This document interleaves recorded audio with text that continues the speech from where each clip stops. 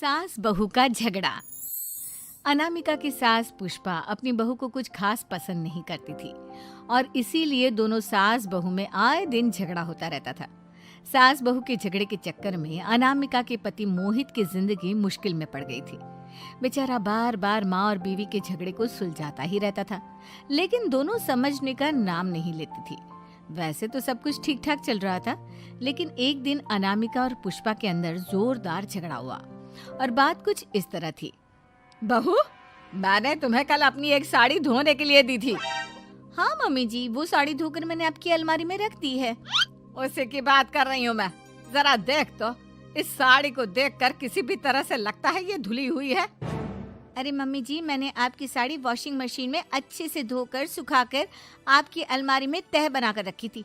आपके तो नखरे खत्म ही नहीं होते। अरे कैसी बात कर रही है मुझसे? मेरे नखरे? अरे मोहित, जरा ये देख तो, ये साड़ी धुली हुई लग रही है क्या? अरे मम्मी, जब अनामिका कह रही है कि उसने साड़ी धोई थी तो मान लो ना। हर बात पर झगड़ा करना जरूरी है क्या? क्या है ना मोहित, तुम्हारी माँ को तो मेरे हर काम में नुस्ख निकालने की आदत पड़ गई है। जब तक दो चार खरी खोटी सुना नहीं लेती ना, इनका दिन नहीं निकलता। अरे चुप कर, बहू होकर मुझे जवाब देती हो। एक तो गंदे कपड़े उठाकर अलमारी में रख दिए, ऊपर से कैंची की तरह कचर कचर बोली जा रही हो। अरे मम्मी जी, आपको समझ में नहीं आता क्या? मैंने साड़ी धो कर रखी थी। तो फिर इतनी गंदी क्यों लग रही है? अब मुझे क्या पता मम्मी जी, आप इस पर इस तरह तेल और घी की चिकनाई के दाग लगाकर लाएंगी तो ये मेरी जिम्मेदारी थोड़ी ना है। अरे तो हाथ से धोना चाहिए था ना। मैं आपकी बहू हूँ, नौकरानी नहीं जो एक कपड़ा रगड़ रगड़ कर हाथ से धो दूंगी। आपको पहननी है तो पहनिए, नहीं तो रख दीजिए। तुझे तो मैं अच्छी तरह बताऊंगी, मुझे जवाब देती है। एक दिन सुबह के वक्त, अरे अनामिका, मेरी व्हाइट शर्ट कहाँ है? आज ऑफिस में बहुत बड़ा प्रेजेंटेशन है और मुझे वो व्हाइट शर्ट पहन कर जाना है। मुझे पता है, आपने मुझे 2 दिन पहले ही बता दिया था और आपकी शर्ट मैंने धोकर अच्छी तरह आयरन करके अलमारी में लगा दी है। जाइए वहां से ले लीजिए। अनामिका, ये तुमने क्या किया? ये देखो, शर्ट पर लिपस्टिक का दाग लगा हुआ है और ये तो एक जगह से जल भी गई है। नहीं नहीं मोहित, ऐसा नहीं हो सकता। मैंने तो तुम्हारी शर्ट ठीक से इस्त्री करके अलमारी में लगाई थी। तो फिर ये जल कैसे गई अपने आप? अलमारी में लटके लटके थोड़ी ना जल जाएगी। पर मोहित, मुझे अच्छी तरह याद है। देखो, अपनी गलती को छुपाने की कोशिश मत करो। और अगर शर्ट जल भी गई थी तो तुम्हें पहले बताना चाहिए था ना। मैं नई शर्ट लेकर आ जाता। अब ऐन वक्त पर शर्ट कहाँ से लेकर आऊं? मेरा इतना इम्पोर्टेंट प्रेजेंटेशन था, सब खराब हो जाएगा।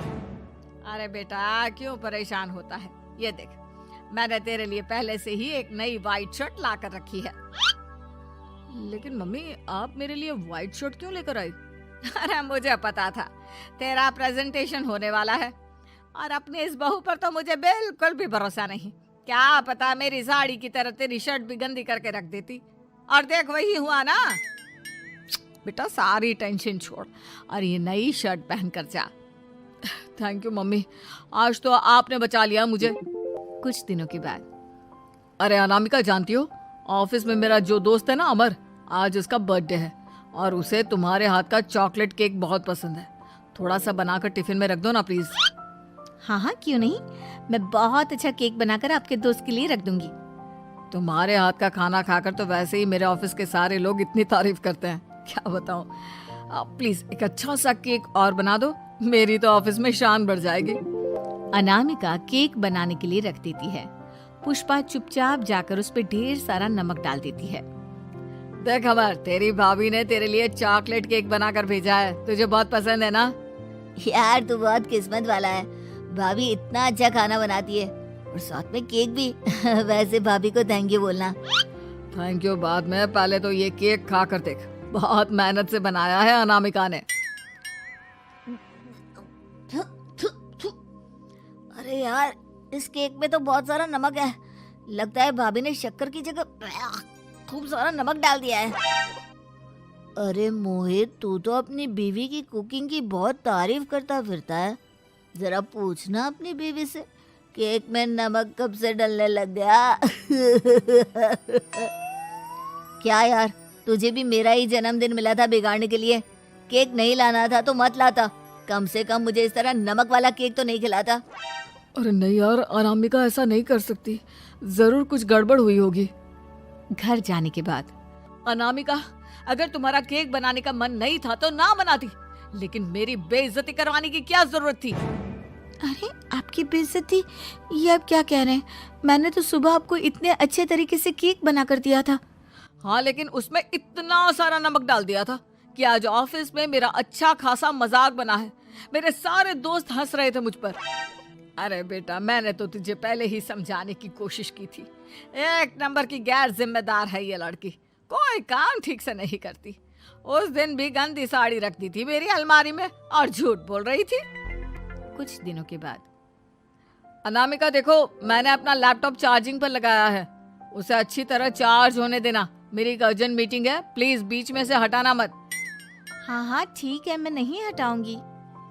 पुष्पा चुपचाप से जाकर चार्जिंग का बटन बंद कर देती है। थोड़ी देर बाद अरे ये लैपटॉप चार्ज क्यों नहीं हुआ? और ये बटन किसने ऑफ कर दिया? अनामिका इधर आओ। क्या हुआ, क्यों चिल्ला रहे इतना? अनामिका, मैंने तुमसे कहा था ना, मेरा लैपटॉप चार्जिंग पर लगा हुआ है, मेरी अर्जेंट मीटिंग है। तुमने इसका स्विच ऑफ क्यों कर दिया? अरे मैंने ऐसा कुछ नहीं किया, मैं क्यों स्विच ऑफ करूंगी? कुछ दिनों से देख रहा हूँ अनामिका, तुम मेरा हर काम बिगाड़ देती हो। देखो ये अच्छी आदत नहीं, कम से कम तुम्हें इस बात का तो ध्यान रखना चाहिए था कि मेरी कितनी इंपॉर्टेंट मीटिंग थी। अब क्या करूंगा मैं? आई एम सॉरी मोहित, लेकिन सच में मैंने जानबूझकर कुछ नहीं किया। अगर जानबूझकर नहीं किया तो क्या सब कुछ अपने आप हो जाता है? कभी मेरी शर्ट जल जाती है, कभी केक में नमक डल जाता है। आप मेरी बात क्यों नहीं सुनते? मैंने जानबूझकर कुछ नहीं किया। फिर से वही बात। अरे कितनी बार तुम्हें समझा चुका हूँ, इस तरह मेरा काम बार बार मत बिगाड़ा करो। तुम जानती हो मुझे कितनी प्रॉब्लम होती है।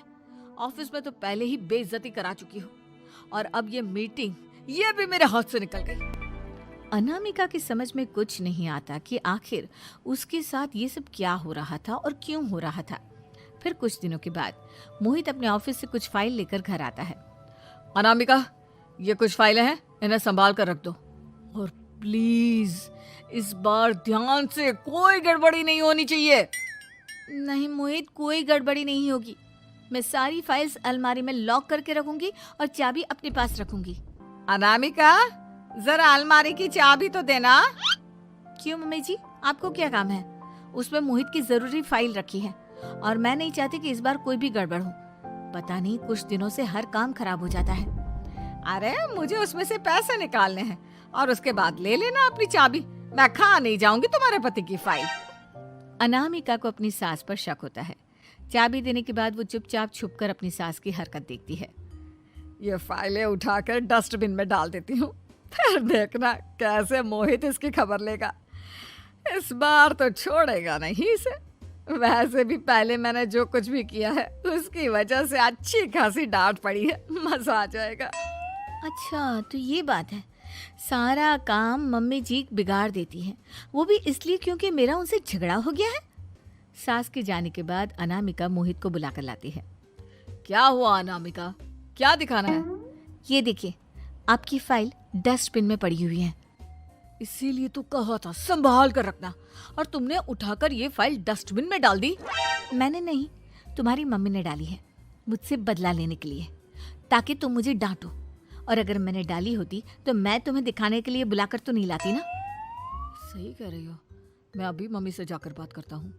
थोड़ी देर बाद, मम्मी सच सच बताइए, मेरी फाइल अलमारी में से निकाल कर डस्टबिन में आपने डाली थी ना? अरे अपनी माँ पर इल्जाम लगाता है, शर्म नहीं आती तुझे? मैं इल्जाम नहीं लगा रहा हूँ मम्मी, जो सच है वही पूछ रहा हूँ। अब जल्दी से बताइए आपने ऐसा क्यों किया? अरे तो क्या करती, तेरी बीवी मुझसे झगड़ा करती है, उल्टे सीधे जवाब देती है, मुझे उससे बदला लेना था। अरे मम्मी, लेकिन आप दोनों के झगड़े के चक्कर में मेरा कितना नुकसान हुआ है, ये कभी सोचा आपने? मम्मी जी, अगर आपका बदला पूरा हो गया हो तो आइंदा ऐसी कोई हरकत मत करना, क्योंकि अब आपकी सच्चाई हमारे सामने आ चुकी है। यह तो वक्त ही बताएगा मैं क्या करूंगी और क्या नहीं। मम्मी जी, कहा ना आप ऐसा कुछ नहीं करेंगी। अरे मेरी जो मर्जी आएगी वो मैं करूंगी। मेरा सर घूम रहा है, सास बहू के झगड़े में मेरी जिंदगी का तो कचरा हो गया है, कचरा।